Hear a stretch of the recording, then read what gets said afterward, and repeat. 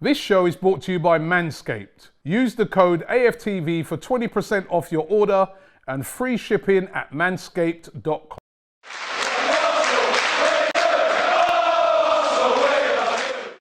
Hi and welcome to AFTV. I've got Robbie with me. 1-5-1 here. Final game of the season, Rob. It's done. It's over. Went out with a bang. Did it feel like that today? Not really. Listen, I enjoyed the game. It was a good performance by the boys. You know what I mean? Scoring 5 goals was really good.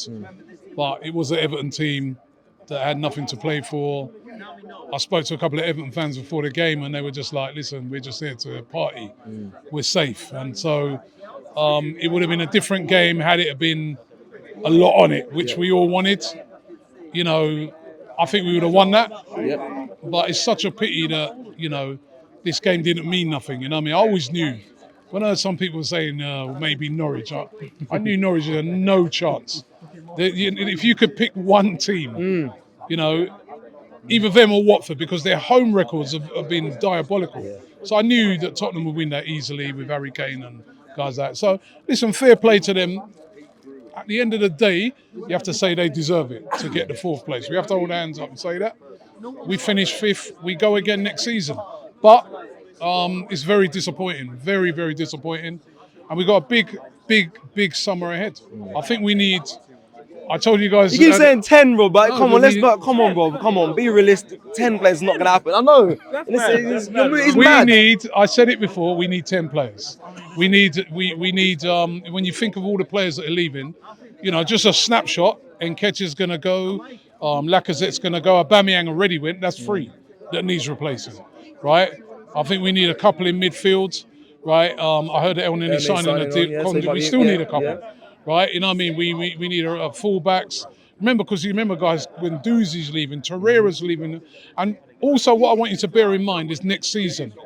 There's a few factors that I don't think people are taking into consideration. Number one, we're back in Europe, so we're going to have Thursday, Sunday. We know that's very taxing. Look at West Ham this season; they lost nearly every single game following a Europa League game. You need a big squad, right? And they didn't do that in January, and it cost them, right? So that's number one. Number 2, next season, 5 substitutions in every game. You need a big squad. You need quality to bring off the bench. You can turn a game with... Remember when we had that helped us a lot in that season when we got the FA Cup. 5 substitution. And also, another thing to factor in, the World Cup comes in this season. The season stops in November for the World Cup. A lot of our players, as it stands, are going to be going off to the World Cup. Saka, Smith Rowe possibly, you know, Tierney maybe, Thomas Partey. These guys can't even do 1 game a week without feeling the strain. You know, even players when they go to a World Cup and they come back when they've had a holiday before they come back. For them to get back into, so you need a big squad next season.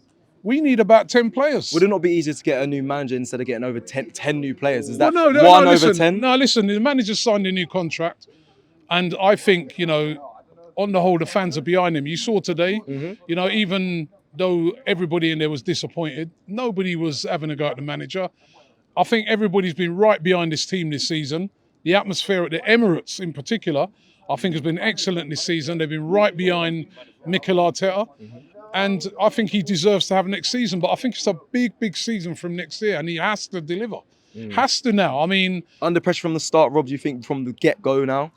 Listen, I think if you know, every Premier League manager is under pressure from the get-go, and he should be no exception. And I think next season can't be just at the start of the season, no targets set and all that. I want to see targets set.